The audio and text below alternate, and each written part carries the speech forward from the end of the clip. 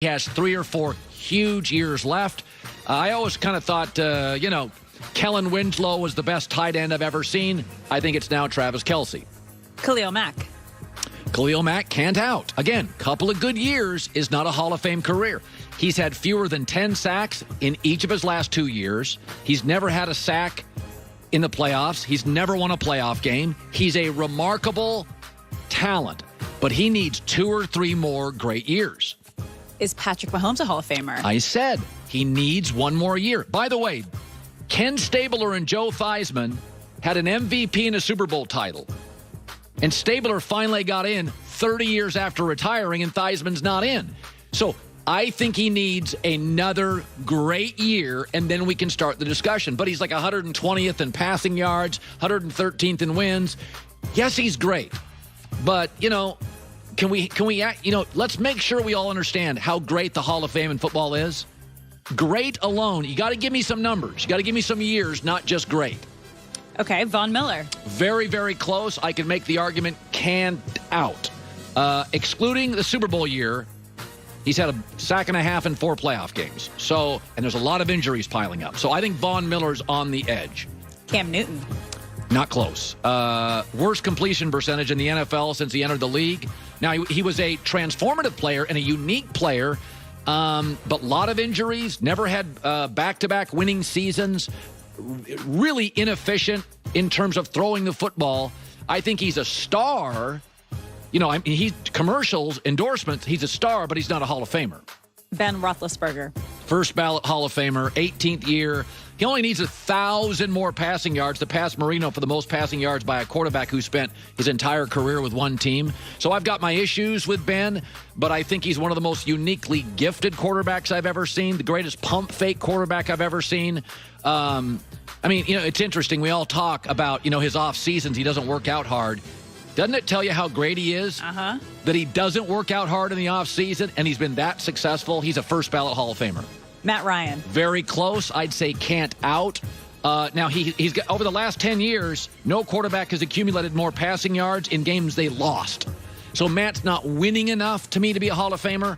That Super Bowl win may have been the difference, but right now I need more wins and more quality seasons. I do think Arthur Smith is really, really good for Matt Ryan. I think he's going to end his career with Arthur Smith and put together, he has a chance for it. Because I think if Brady retires and he's still playing for 2 or 3 years, Matt is still in the running. The next 3 years will decide it. J.J. Watt.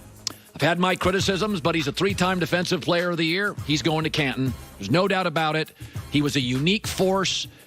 He's had some injuries, but in his prime, he was the only defensive lineman I can remember getting interceptions, getting touchdowns. I don't think he's as good as Aaron Donald, but he was so dynamic for about a 5-year period, and I think he feels like a Hall of Famer. That's it. Sure.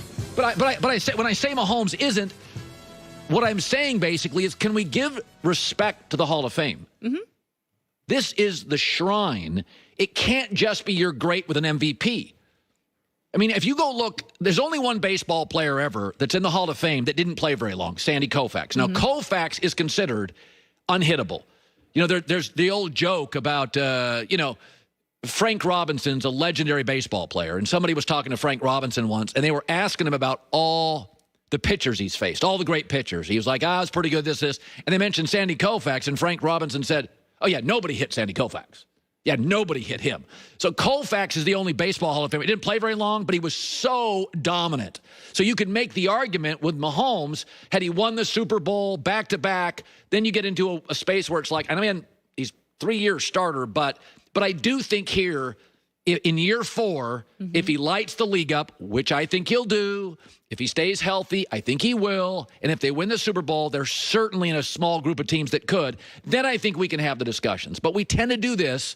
Marino got to a Super Bowl. We thought he was going to win 8. Aaron won a Super Bowl. We thought he was going to win 6. It's hard. This game is hard. Basketball players don't get tackled. Baseball players don't get tackled. Soccer players act like they get tackled. They don't get tackled. We tackle our quarterbacks. They get hurt. And offensive lines, cap space, do you have the right coordinator? This game is practice is hard in football. With that, our Hall of Famer, Jay Glazer, Fox Sports NFL Insider, owner, Unbreakable Performance Center. Those are amazing. A founder of the MVP, Merging Vets and Players, joining us live from Canton. How are you? Noah, boy, look at that. You look all cleaned up here, and you're going to be in Canton this weekend. I got to ask you. Starting tonight.